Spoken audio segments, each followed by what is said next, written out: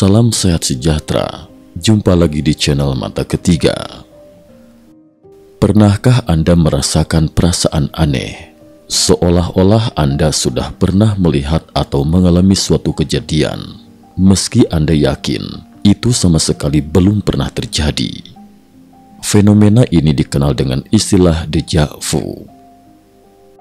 Menariknya, terkadang perasaan ini juga bisa muncul dari mimpi yang pernah kita alami sebelumnya. Kebanyakan orang memang bermimpi, tetapi jarang ada yang bisa mengingat detail mimpinya, apalagi mencatatnya setiap hari. Di Jepang, ada seorang wanita bernama Ryo Tatsuki yang justru rutin mencatat mimpinya karena merasakan ada hal istimewa di dalamnya. Tak disangka, mimpi-mimpi yang ia tulis satu persatu ternyata benar-benar terjadi di dunia nyata.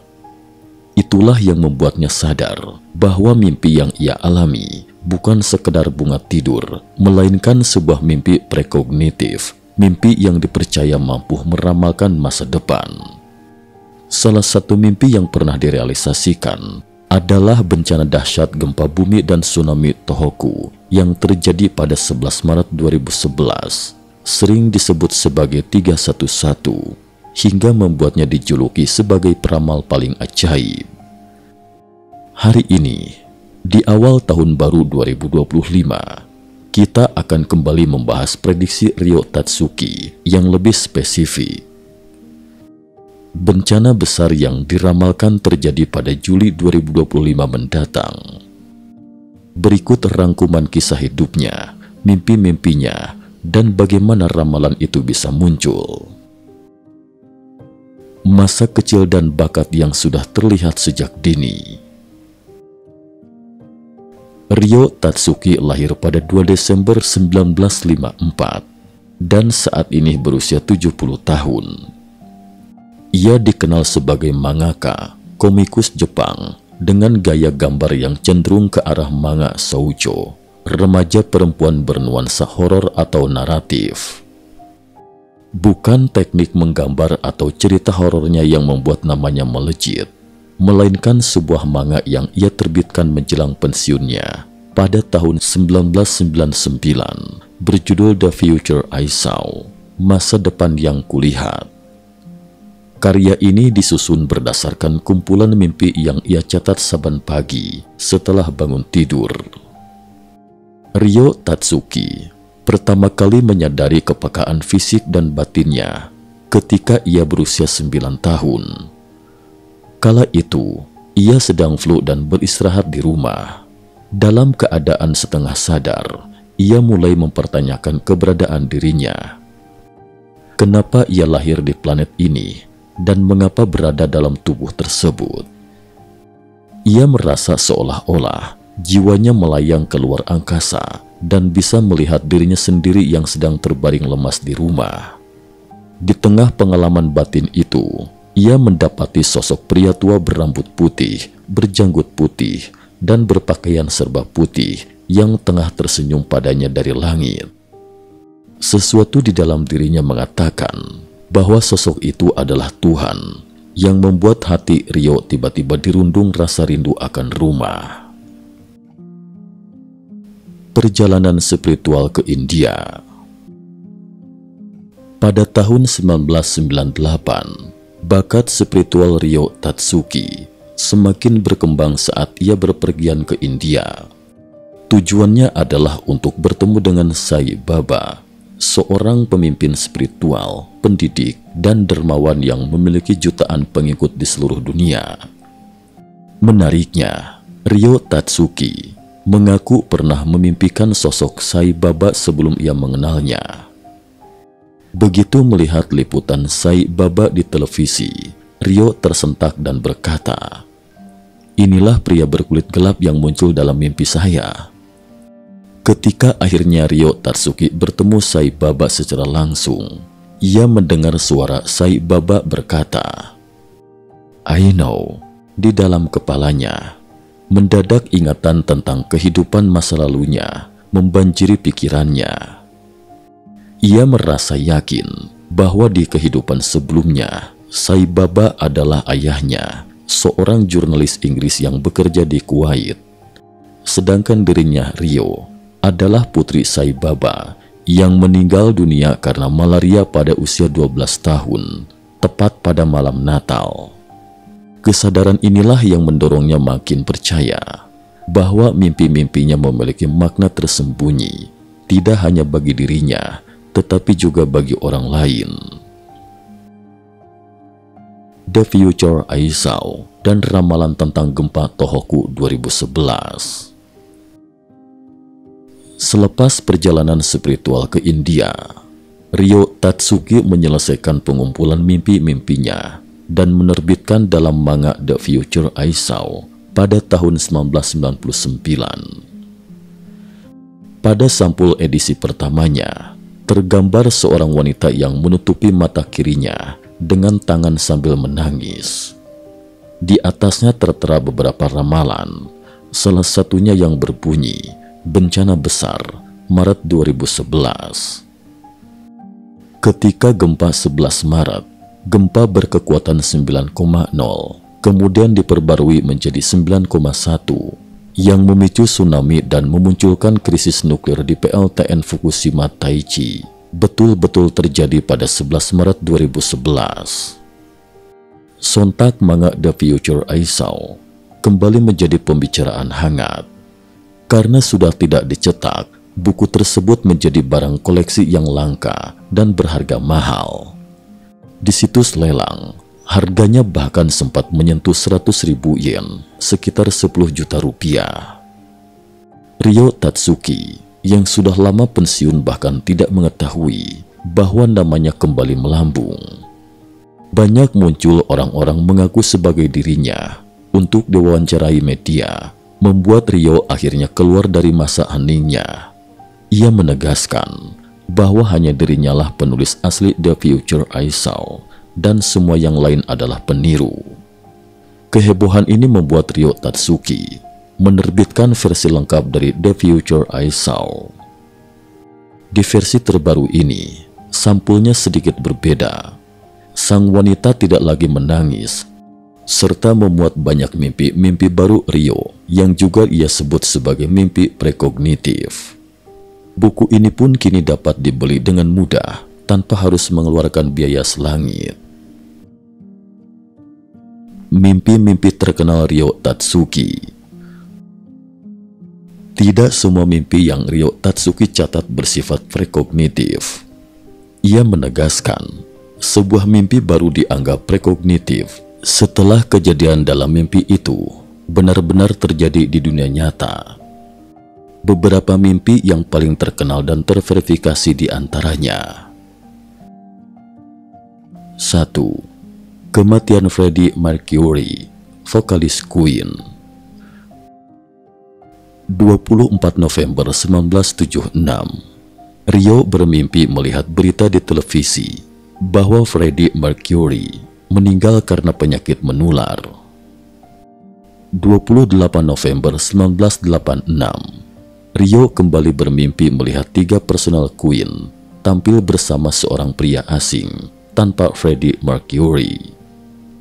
24 November 1991, Freddie Mercury benar-benar meninggal dunia pada tanggal yang sama dengan mimpi pertama Ryo, hanya berselisih 15 tahun. 2. Kematian Putri Diana. 31 Agustus 1992, Ryo bermimpi tentang seorang wanita bernama Diana dan melihat foto seorang perempuan menggendong anak. 31 Agustus 1997, Putri Diana meninggal dunia dalam sebuah kecelakaan mobil di Paris. Tanggalnya sama persis, berselang 5 tahun dari mimpi Ryo. 3. Gunung Fuji. Ryo sempat 3 kali bermimpi Gunung Fuji meletus.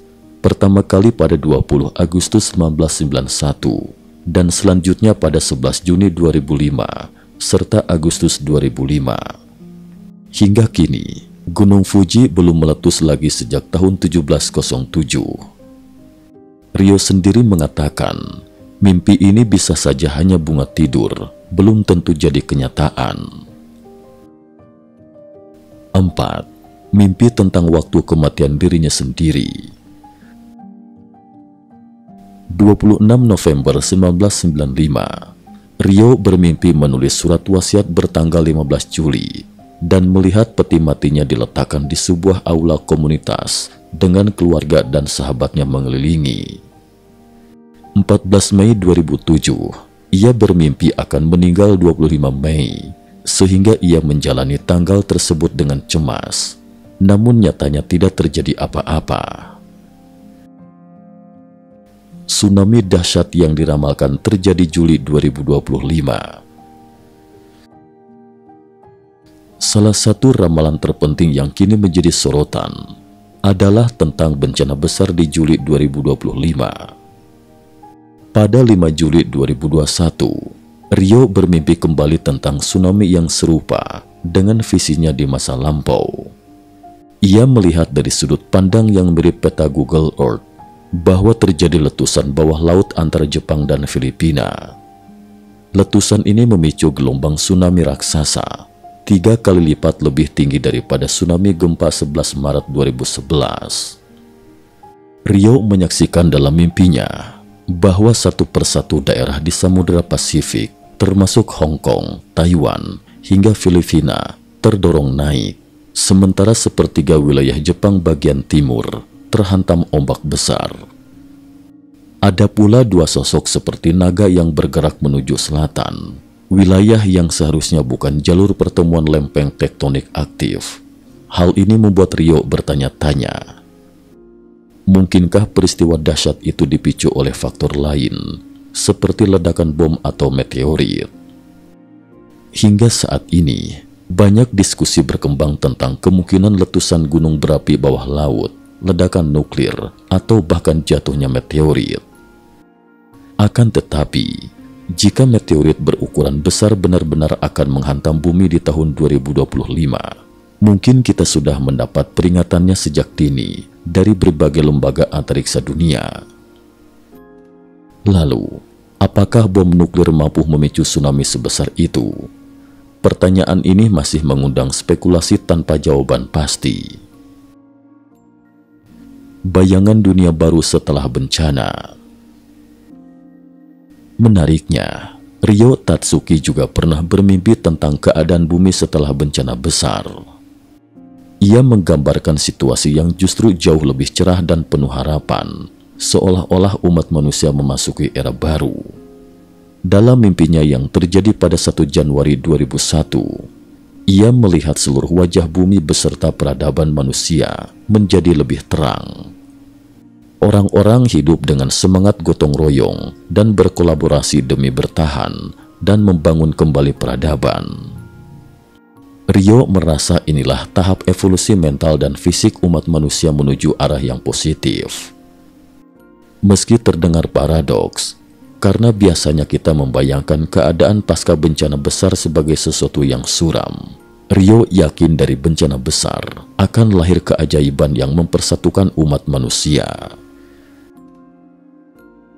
Penutup, persiapan dan harapan.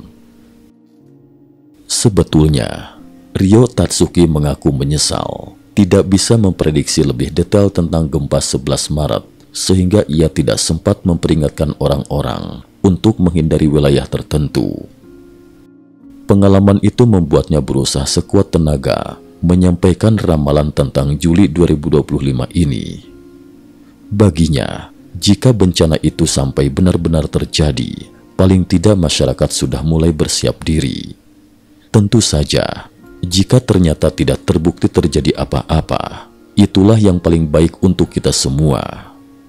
Tetapi dengan kondisi dunia yang tidak stabil, baik karena bencana alam maupun ulah manusia, kesiapsiagaan menjadi hal yang tak ternilai harganya.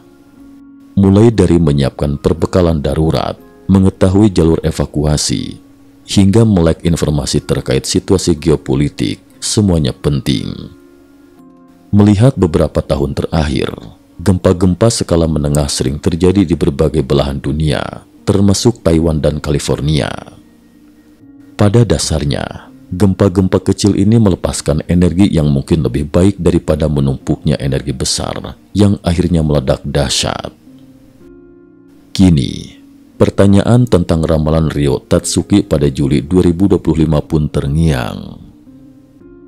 Apakah benar akan terjadi bencana besar? Kita tidak bisa memastikan kebenarannya sampai waktu itu tiba.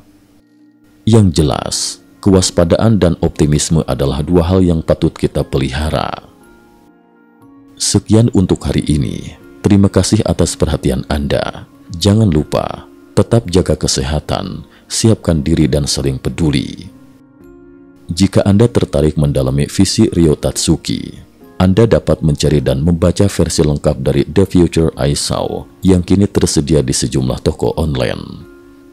Dengan mempelajari isi bukunya, Anda bisa menilai sendiri apakah kita sedang bergerak menuju suatu bencana besar atau menuju suatu era baru yang lebih cerah. Sekian dan terima kasih atas perhatiannya. Salam.